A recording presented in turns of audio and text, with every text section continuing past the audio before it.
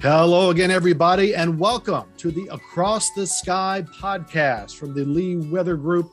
I'm meteorologist Sean Sublett in Richmond at the Times-Dispatch, and I'm joined with our three colleagues from across the country.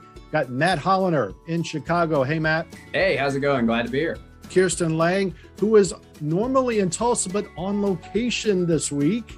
I am, yes. Hi, glad to be here, even from sunny Arizona. Is it especially hot there yet? This weekend will be in the 90s, actually.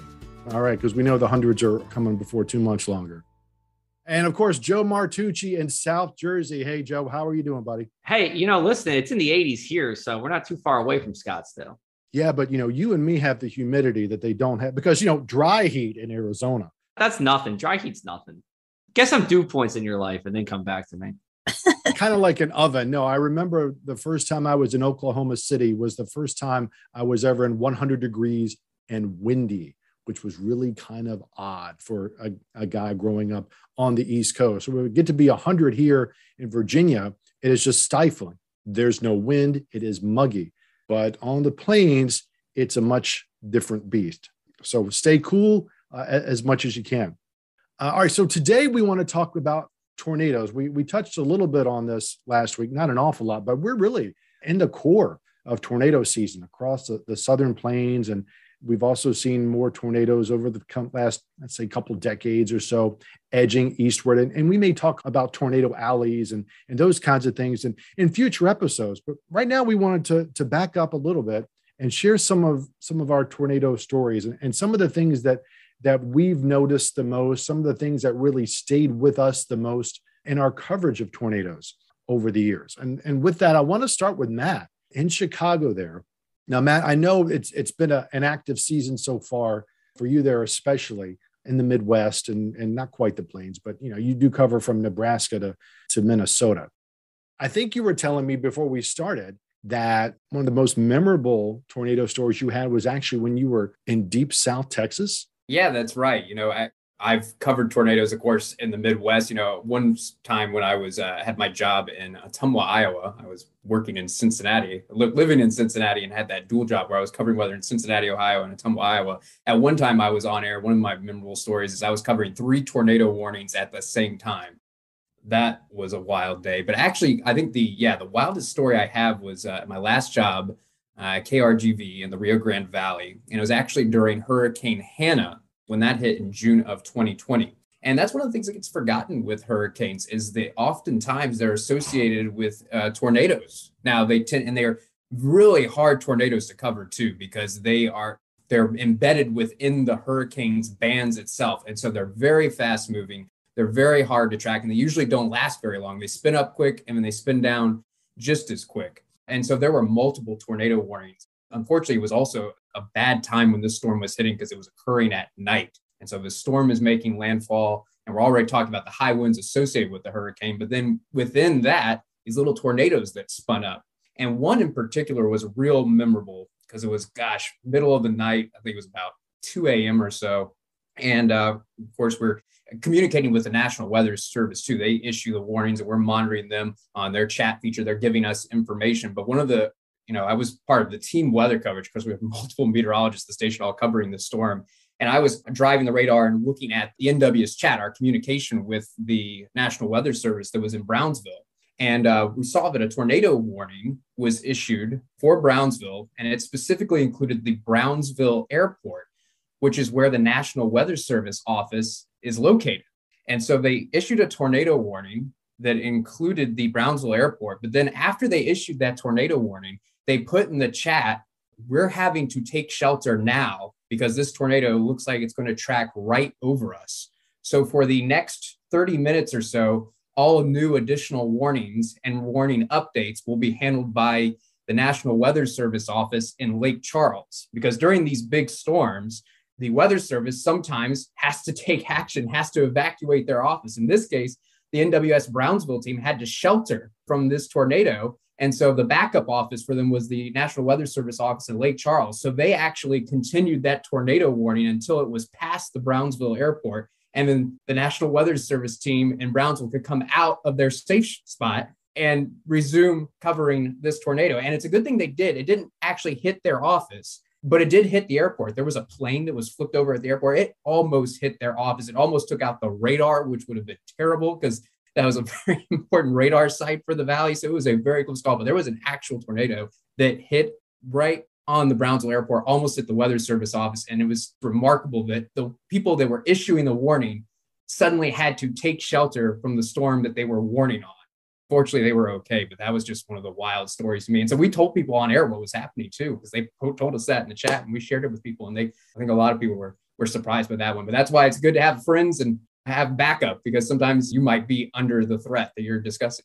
Yeah. And it's funny you mentioned that, because I would imagine most of us at some point in our careers have seen that happen with other weather service offices, that they needed backup for whatever reason. Maybe they didn't have to shelter in place, but maybe there was a horrible blizzard. Maybe there was flooding. And they're like, we can't send out products. This adjacent office, 150, 200 miles away, is going to have to issue the products for us for a while. And I know I've seen that a handful of places. I think that happened in New Orleans after Katrina, but I can't swear to it. But I've definitely seen that happen in other places. While we're in the Southern Plains, Kirsten, you're in Tulsa normally when you're not in Arizona today. So what kind of things stick in your head about tornado coverage one way or the other? We get a lot of tornado warnings and tornadoes in Oklahoma, of course. And I'll tell you, the past 2 years have been oddly quiet, I'd say, for Oklahoma.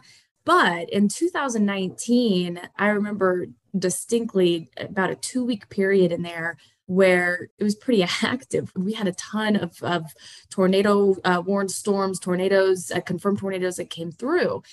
And the reason this sticks out so well in my mind too is this was right after I got back from maternity leave and I got back into work, and it was just like, you got to hit it, both feet on the ground, just kind of start running with it. But, it's one of those things where we had storms that were firing up in the afternoon and then all throughout the evening, and it lasted for multiple days on end.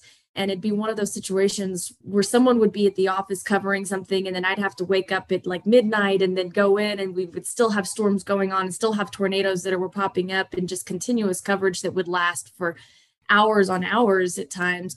It was right around Memorial Day of 2019 that we really had some pretty intense coverage and a lot of storms that popped up around that time. Another one too that actually isn't part of, it wasn't in Oklahoma, but it was something too that stuck out of my mind, was when I was working in Denver, Colorado. There was a storm system that was coming through. And I remember it was a weekend, and one day we had winter weather advisories for the mountains, and then we were covering tornado watches out in the plains at the same time. And so we would laugh because we were like, oh, you could run out to the mountains and build a snowball and then throw it at a tornado off towards the east in the plains. But it was wild because the storm system was so powerful in Colorado with the topography. It's so crazy that you can get that kind of setup where you have severe storms and then you have winter weather that you're dealing with at the same time.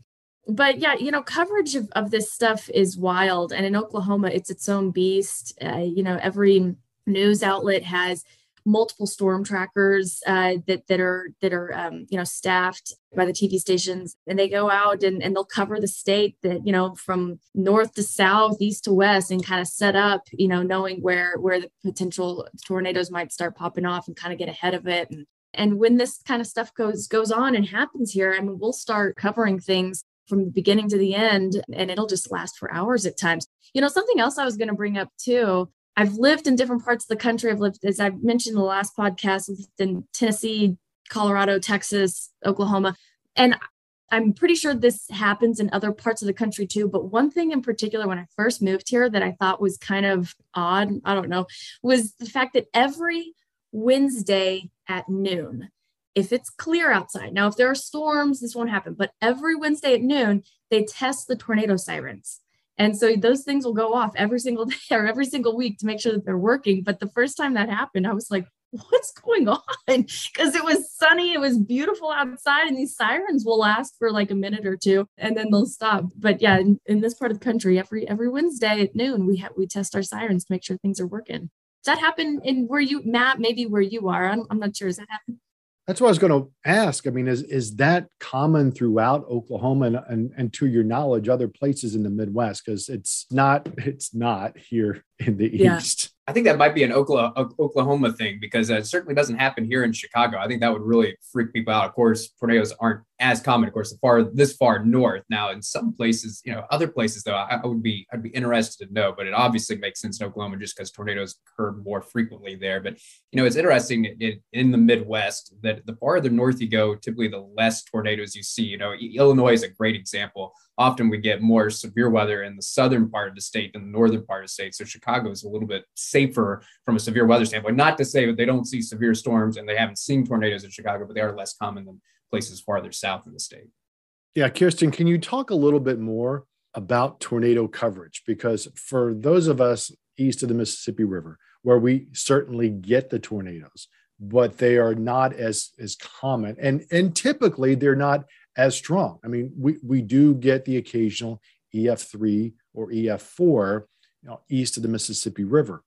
But in terms of getting these kind of laminar flow, wedge tornadoes that you hear so much about, where people are just lining up on the plains from Kansas to North Texas, can you talk about how the coverage of these in the local media, frankly, is very different than how we often see it in other parts of the country? Yeah. So again, a lot of times being in this part of the country, you'll kind of know, where a dry line is going to be setting up, and you'll know where these storms are going to start popping off and about what time, right? So what'll happen, let's take this past week, for example. While we had a really strong cap here in Oklahoma, so we didn't necessarily see storms here, but we had them to the south in Texas, and then we had them north of us up in Kansas and Nebraska and stuff.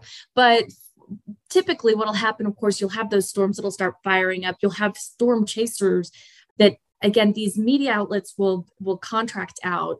And I'm going to say there's anywhere from about 4 to 6 at a time, depending on how big of an, of a event they're expecting. And so those contracted chasers will kind of decide where it is that they want to set up, but they'll typically try to spread them out. So you'll have some that'll be closer towards the dry line. They'll make their way a little bit farther towards the west, because a lot of times those dry lines will set up even a little bit farther west in Oklahoma City. Then you'll have some that will kind of stay in and around parts of the metro here in Tulsa. You'll have some that'll go a little farther north. It just kind of depends, obviously, on the event and where we're expecting the strongest storms to kind of take place, right? So those storm chasers will go out. They'll start as soon as any storms start moving into the viewing area. The television stations will start coming on with live coverage.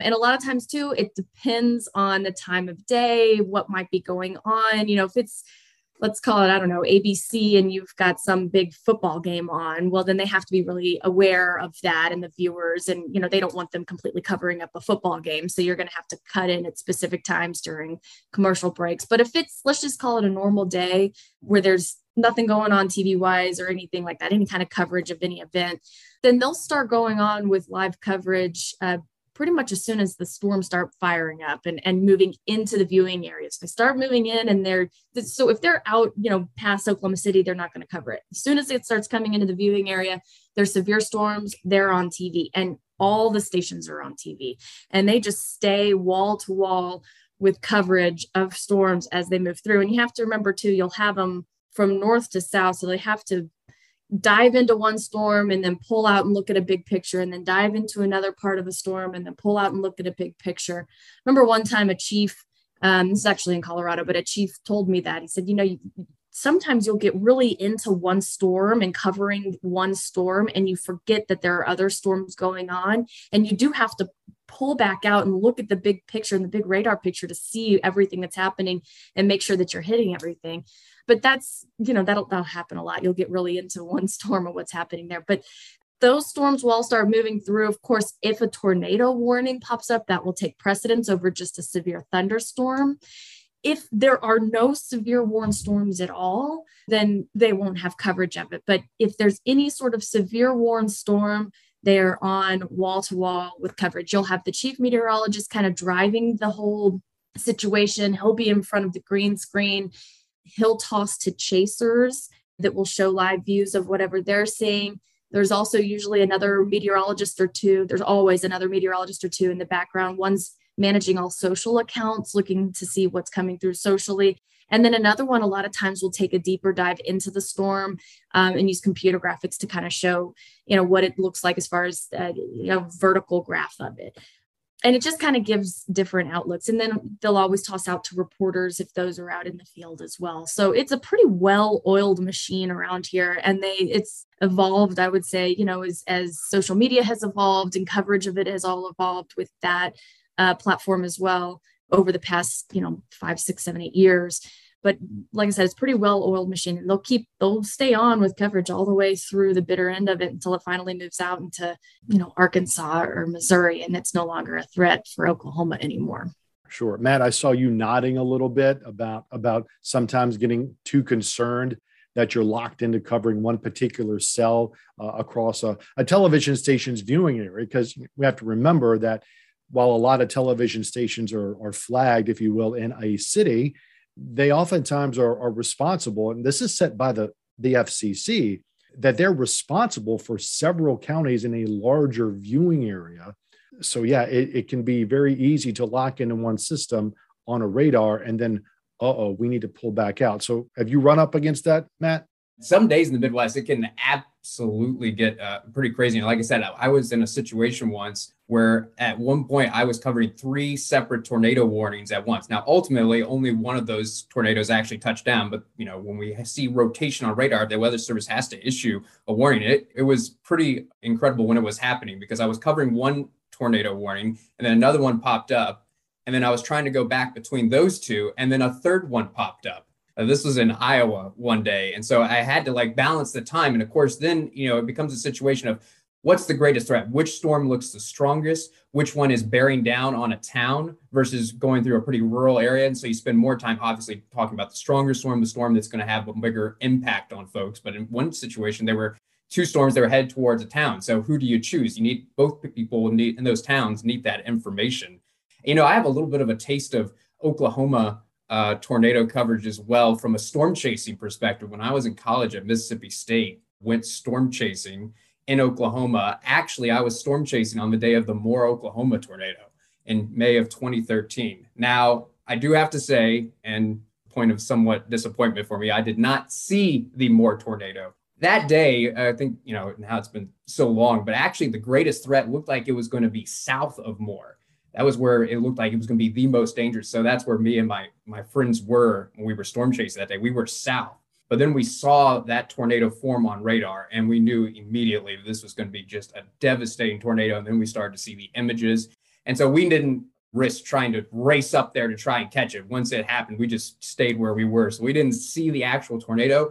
But for me, what stands out in my memory is after the tornado passed, we went back to Moore and we saw the damage. And let me tell you, if you've never seen tornado damage from an EF3, EF4, EF5 tornado, a strong tornado, you can see the pictures. But when you see that damage in person, it is just unbelievable. Because, it looks like a bomb went off. And when you're standing in the middle, like we were driving down the interstate, and you just look all around you, 360, and all you see is just this complete devastation, just roofs torn off. It's unbelievable. It's one thing to see the images and see the videos, but when you see that in person, it literally makes your jaw drop. And I'll never forget the damage I saw, after that storm, and that was an EF5 tornado. And man, you realize the power that these things have. So, though I didn't see the tornado, I saw what it did, and it was just unbelievable. That's what I hear a lot, right? Before we go to break here, is that you can watch it on radar and you could see video of the damage, but you really, I don't want to say you don't get it, but sometimes you don't really get it until you walk through it. You see it with your own eyes to really understand the scale of something like that. The EF0s, EF1s, and even the 2s, they certainly can do some damage, but it's not the devastating effect of a 3, 4, or certainly a 5. So mercifully, that's not something I've had to walk through. We've covered tornadoes here in the East, but I have not had anything like that. Matt, Kirsten, thanks. We're going to take a little bit of a break. We will come back and talk to Joe Martucci there in Atlantic City in South Jersey, and we'll talk a little bit about some of the stories we have from the tornadoes in the middle Atlantic, Southeast, and Northeast. So we'll come right back on the Across the Sky podcast. And welcome back to the Across the Sky podcast. I'm meteorologist Sean Sublett, based in Richmond, Virginia, along with my colleagues across the Lee Enterprises Network, Matt Holliner in Chicago, Kirsten Lang in Tulsa. And now we're going to talk to my buddy, Joe Martucci in South Jersey. He's there at the Press of Atlantic City. We're talking about tornadoes and sharing some of our experiences, memories, some positive and some not so positive, of course, in tornado coverage. Joe, how are things in South Jersey today, man? Yeah, well, hey, listen, like I was saying, 80s right now, except if you're along the beach. It's one of those days, where I live about 4 miles inland. I had shorts and a t-shirt on. I went to the beach.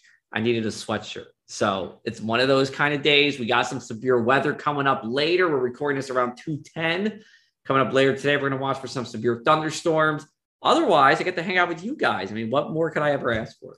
Of course. Yeah, this is the time of year. The ocean's still cold. Those sea breezes kick in April and early May. And yeah, that big temperature difference, just 5 or 6 miles inland. So yeah, there is that little threat. I think you're in what we call a slight risk. Yes.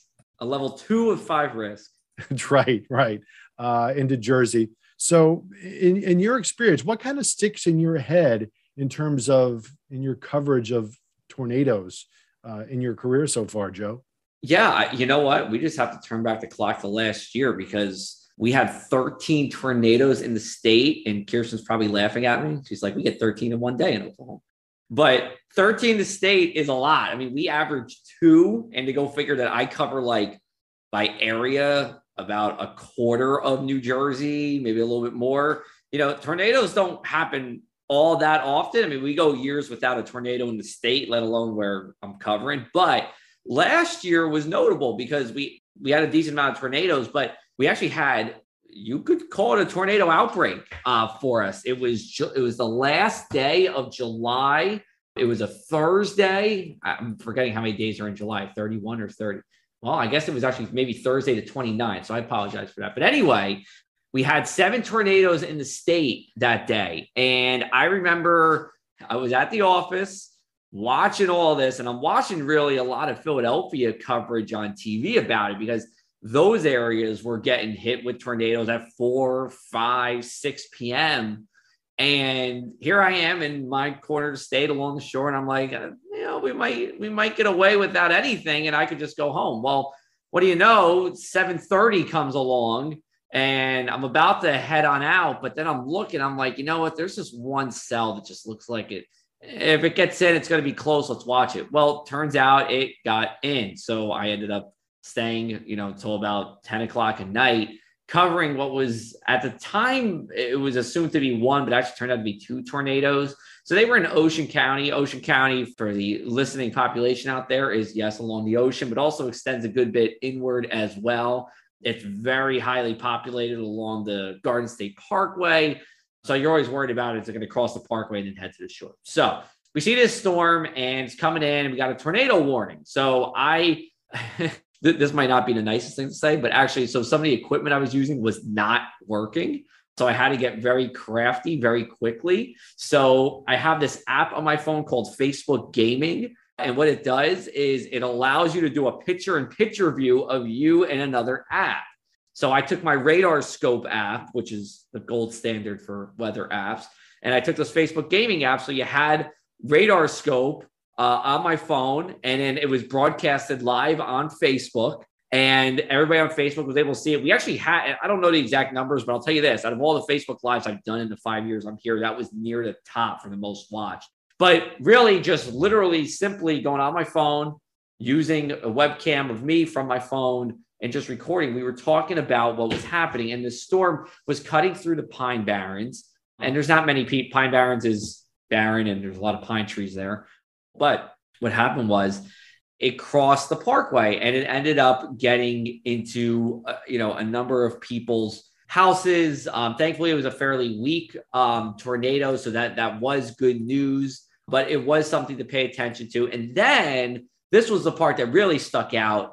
was it crossed into the bay, into the Barnegat Bay. And on the other side of Barnegat Bay is Long Beach Island, which, Sean, I think you've been to LBI before, haven't you? Yeah, I was there many moons ago. Yes, but I do remember this outbreak because I was in suburban Philly at the time, and Yeah, it was quite a shock to a lot of folks. yeah, it was quite a shock. But the thing that made this like really impactful for the forecasting side of it was, Long Beach Island during the summer, it's almost like a city. It's just so densely populated with shore houses. But it could either just slip north into the channel, which is all water, or if it went even north of that, it would get into Island Beach State Park, which is a state park. So now you're really forecasting a matter of a mile or two. Is this storm going to hit Long Beach Island, the northern part of it, or is it going to stay out to sea or into a park where it's not going to impact anybody? But turns out it did get the northern part of LBI, called High Bar Harbor. That's a part of a town, and then Barnegat Light, the far northern tip.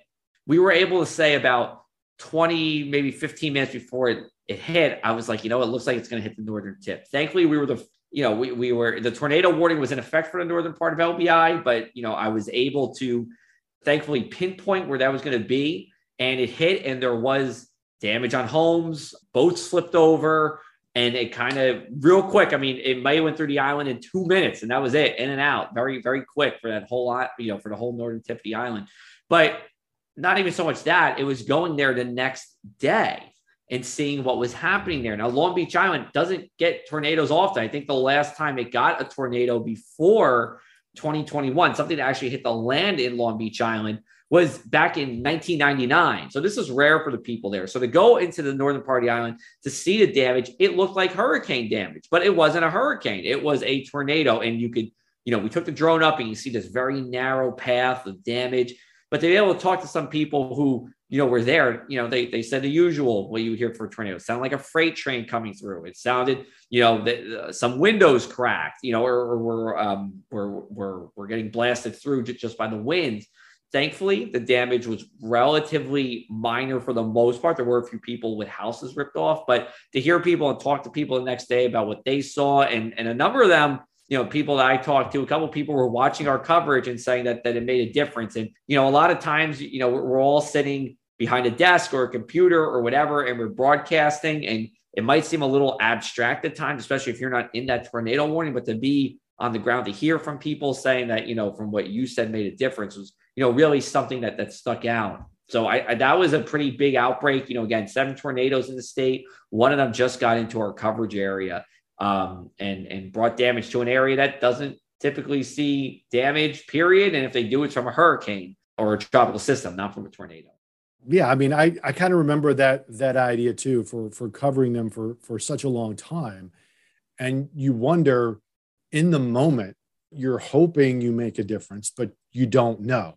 I mean, you were so deep into covering, you were so deep into radar imagery. And up until recently, it was harder to get video of what was going on, right? You're just you're looking at the radar signatures, you're making your best guess.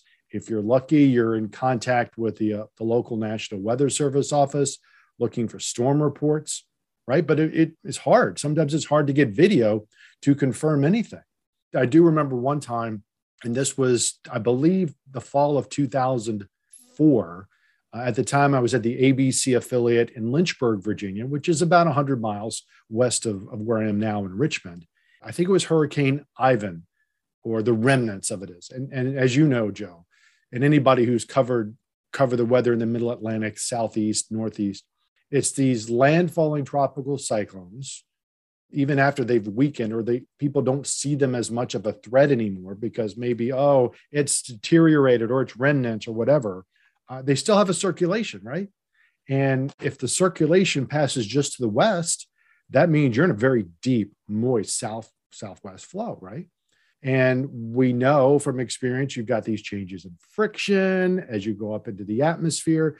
And so every time now, when I see a tropical system, no matter how strong it is anymore, going by just to the west by 100 or 200 miles of Virginia, whether it's in the central Appalachians, Western Carolina, or, the center is in West Virginia, I'm always like, tornadoes.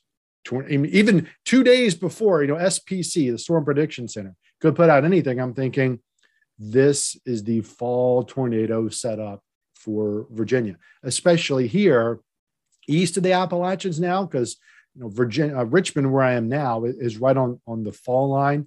Those of you familiar with that, it's where the rivers stop becoming navigable as you come in from the Atlantic Ocean, and the terrain starts to get a little flatter. So it's more conducive for tornadoes. We'd like to remind people tornadoes do happen in the mountains. They just don't happen as much. But I remember covering it, and just that thing, Joe, you're like, is anybody seeing this? Because 2004, social media wasn't really a thing yet. MySpace, right. I don't think people were getting warnings on MySpace in 2004, Joe. Yeah, I don't think so. But we did coverage. We did, as we like to say in the business, wall to wall, meaning we were on live nonstop for the better part of at least 1 or 2 hours. Obviously, you don't know what's happened until after the effect. We get back the next day. The local weather service office in Blacksburg goes out to do storm surveys. And I believe it was Campbell County, Virginia, which is the next county that's immediately south of Lynchburg. And there was damage there. And of course, we had a camera crew. I didn't go out with the camera crew that day. I had to stay back and do the actual weather the following day. But it was the first time I was truly gratified that I felt like the coverage mattered. Not that we didn't do it before, but we had video, and the individual, the fellow whose house was damaged badly, not destroyed. I think it was an EF1, maybe a 2. I don't remember off the top of my head now, but we saw video. There was clear damage to his house. And he told the reporter that we saved his life. And that's one of those things that makes you feel like what you're doing is important. That's why most of us are doing this job, to protect life and property, to save people's lives, when it's really, as they say, hitting the fan, to know, did we make a difference? We talk about tornado safety over and over and over again since we were undergraduates, right? And you wonder, does the message get through? Do you hope that people do what you suggest that they do when that warning comes up? Because again, 2004, we didn't have these EAS things on your phone. You would get the emergency alert systems on the radio, or, if you have a weather radio, which is great. I'm still a big fan of that.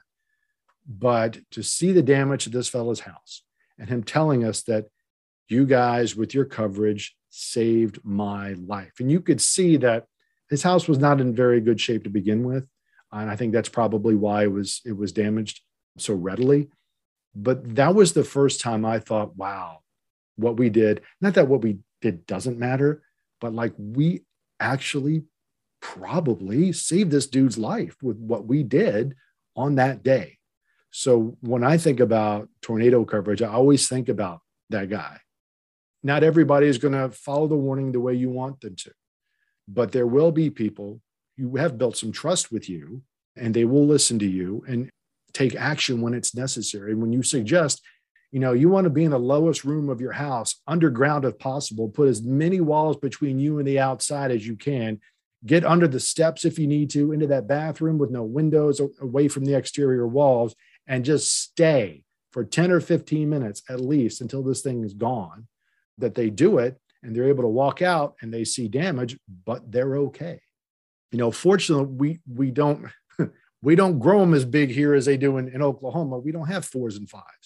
I mean, again, they're not common everywhere, but it's exceedingly rare. I don't think we've ever had an EF5 in Virginia, and 4s are exceedingly rare. But, an EF3 is still going to knock some things over for sure. And it's going to do a lot of damage to a home. It may not obliterate it, but it's going to do a lot of damage. And you don't want to be anywhere near a window if an F3 is barreling towards you, or any tornado barreling towards you. But that was the one event that stuck in my head the most from, again, I think it was 2004 and Hurricane Ivan, if I'm remembering correctly. And, I've only seen one tornado firsthand once.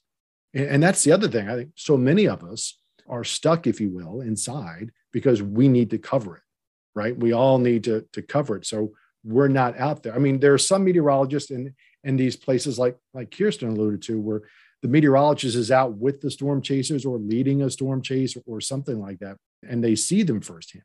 But no, I've only seen one very small tornado, and that was actually here in Richmond. I was still an undergraduate in college. So it's been a long time since I saw one firsthand with my own eyes. It was probably only about a 0 or a 1. It was small. What we oftentimes like to call just spin-ups, which I think is shorthand in our business for something that develops very quickly and dissipates very quickly. And Matt, Kirsten, you two jump back in here, because when I was thinking about what you were saying earlier about Oklahoma and the Moore storm, I saw a video, I think, of the Moore storm on YouTube a couple of days after. And it was a long form video.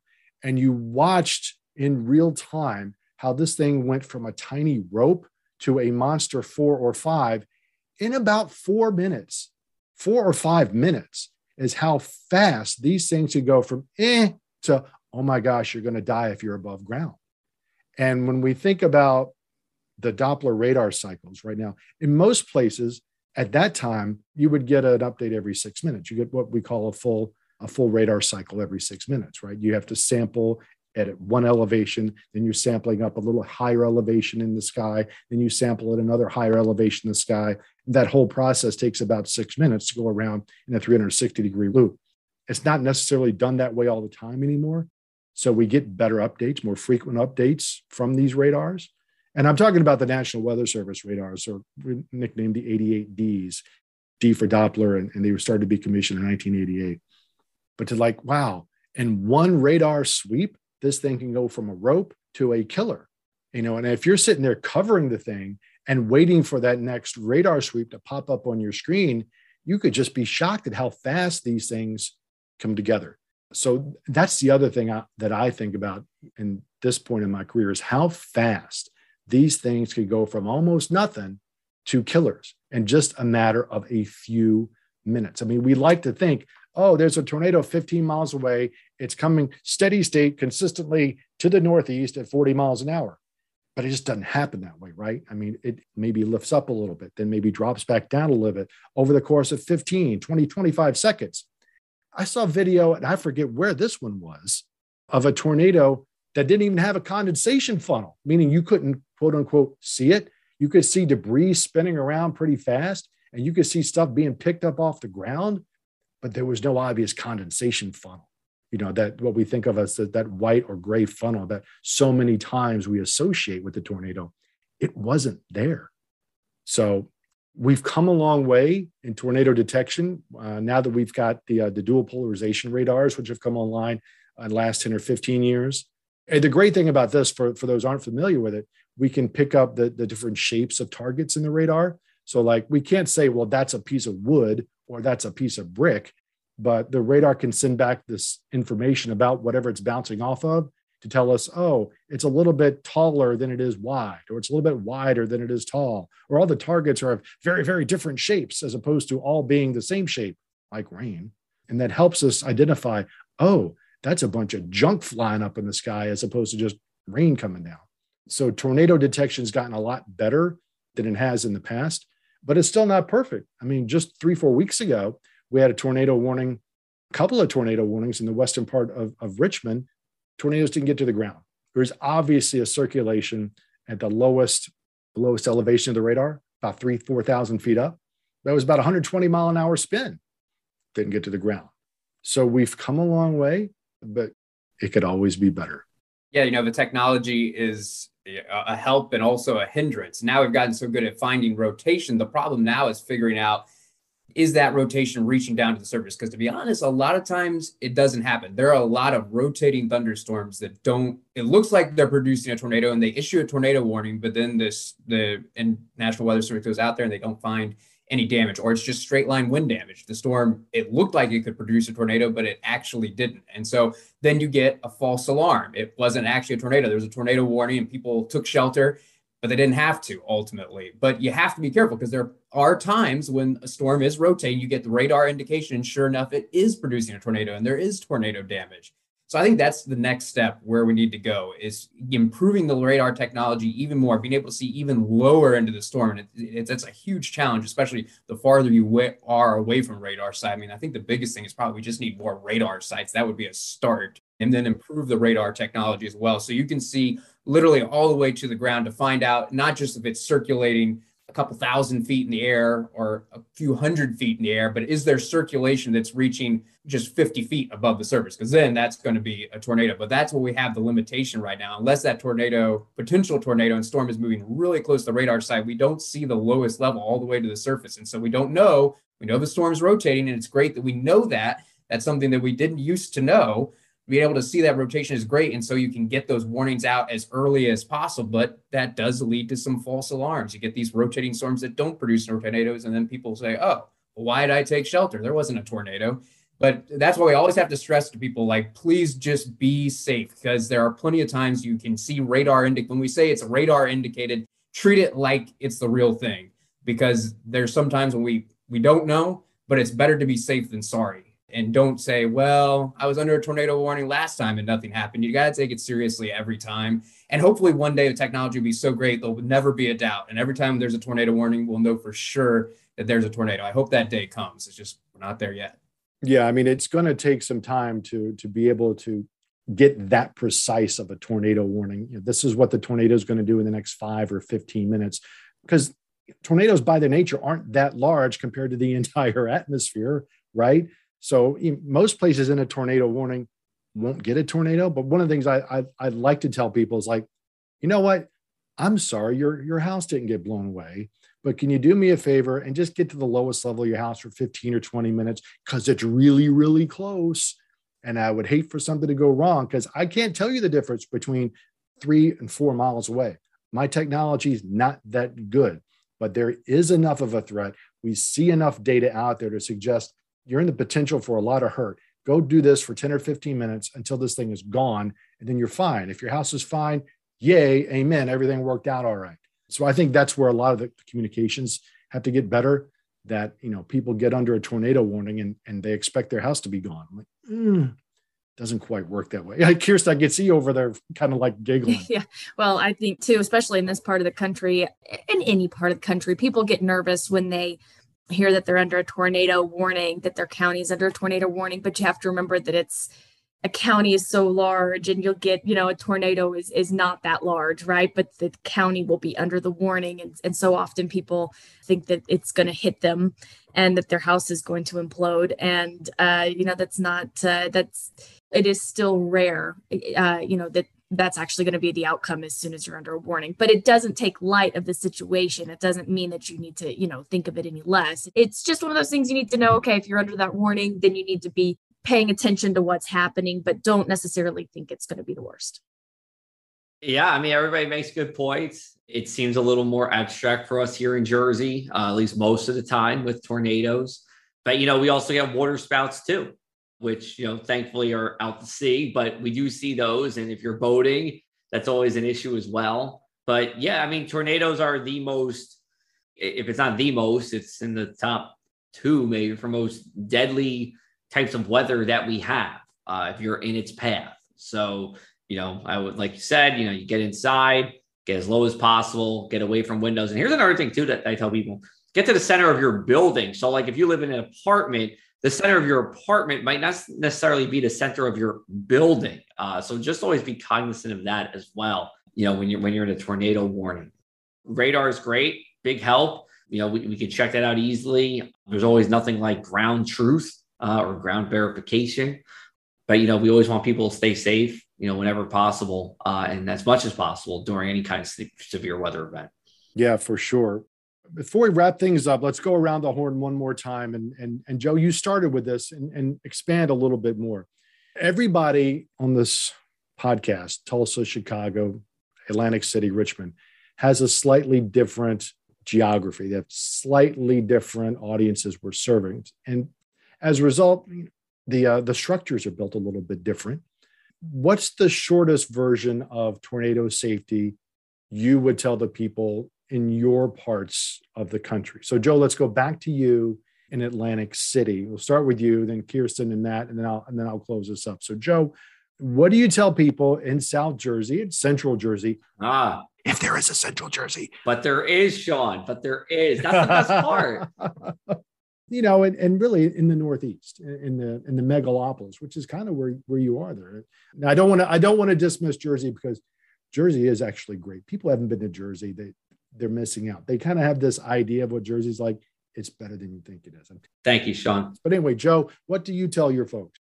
Yeah, I mean, tornadoes, again, they aren't that often. They can happen. Honestly, they can happen anywhere in the state. We've had it at the beach. We've had it in the hills. We've had it everywhere. Again, I think the three things are, get inside, get as low as possible, get to the center of your building. Those are always the three things I'm just kind of hammering away at. If you're on the road and you see a tornado, obviously you want to get away from it. If you're outside, and you really can't get anywhere, get in a low-lying ditch. That's where you want to be. But those are the general kind of safety awareness, things we're talking about when it comes to tornadoes. Kirsten? Whenever we talk to people about getting into that safe space, or safe place, like Joe was mentioning earlier too, if you're in an apartment complex, it's the center part of your building. Don't be, try to get to the low levels as well. If you're in your house, the most center part, away from the windows. And it's also something too, where you need to try to have a way to listen to what's going on, whether that be on your phone, your laptop, your computer, whatever it is, so that you understand what's happening and when it's going on. And really, again, it's just staying away from those windows, going inside if you can. Joe was mentioning, if you're driving, don't go underneath overpasses. That's actually not smart. And, if you're driving and you see a tornado, which this probably doesn't happen to a lot of people very often, but if you do see a tornado when you're driving, don't assume that that it's going east or, northeast, because those things can take turns and they can be unpredictable in that manner also. So there's nothing really to play around with. You really need to be very careful in those situations. Yeah, Matt. Yeah, and I'll stress the preparation and always monitoring the weather, because especially everywhere I've worked and lived, everybody thinks they have the craziest weather, because the bottom line is, no matter where you are in the United States, except maybe some places out west, far out west, the weather does change rapidly. That's a real thing. The conditions are changing, and severe weather threats can materialize pretty quickly. Now, things have gotten better, and now we're getting better and better at seeing the potential for severe storms several days out. And that's why you've got to, monitor the weather every day and get the latest information, because when we start to see the potential for a severe weather outbreak or a tornado outbreak or the threat of tornadoes, we're going to let you know, wherever your source of meteorology information is. And so when you know that there's the potential for tornadoes a couple days out, look for an update the next day. Is the threat going up or is it going down? So constantly monitor the weather. And then the day of, when we say today tornadoes are possible, you absolutely need to make sure you can get warning information. Make sure your phone is fully charged so that you can get that warning information. But also, before you even get to that part, when you get to the day of a tornado, have in your mind what you're going to do if a tornado warning is issued. All those things that we talked about, kind of replay them in your mind about what you're going to do. If I'm under a tornado warning, where am I going to go? Because the worst thing you can do, when a tornado warning is issued, is panic. And then because suddenly your brain just locks up and you freeze and you don't know what to do. And that's the worst thing you can do. You need to know exactly what to do when a tornado warning is issued, so you can take action. So I always say it's good to review and go over the tornado safety. When you know there's potential tornadoes, go over in your mind where you're going to go, what you're going to do, how you're going to contact your friends and family, and make sure that they know, if they're under a tornado warning. It's a great thing too, to let them know, make sure or hopefully you're telling them how, make sure that they're monitoring the weather closely. So that's the biggest thing I can stress is always monitor the weather closely day to day and look for the latest information. That way you're prepared and you won't have to panic. Yeah, that's wonderful advice. That's what I kind of echo to anybody here in Virginia. Have a plan, practice your plan. Doesn't mean you have to do it 3 or 4 times a week, but, pay attention to the weather. Be mindful of the weather. You don't have to obsess over it, but be mindful. Check at least once a day.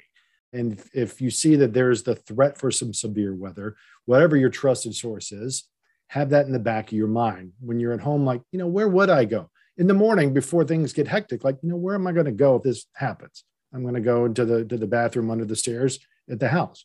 Or if I'm at work, when you get to the office, where am I going to go if that actually does happen? And have that in your mind. I'm okay, I'm going to go down these steps, go into that interior part of the office building. So think about it ahead of time, because as you said, when that phone goes off, everybody's going to look at the phone and go, is this real?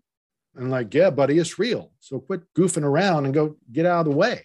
It'll only be 10 or 15 minutes, but go get out of the way just in case.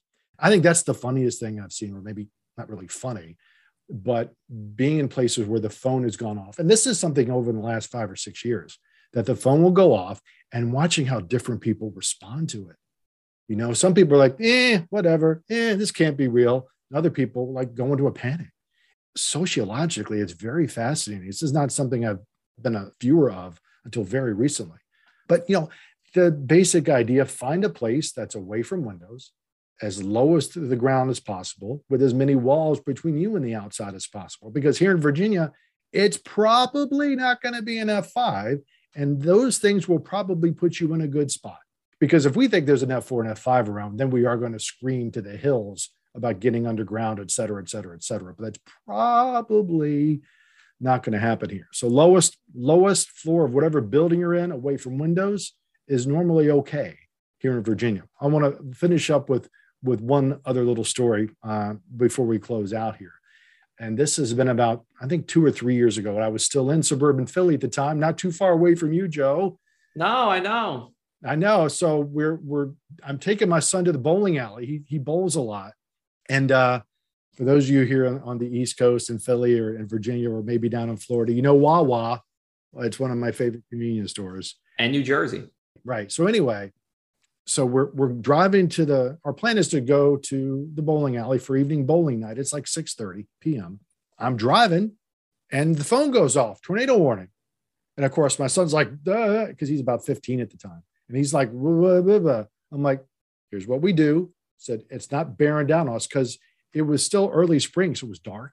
So that's, tornadoes at night. Ugh.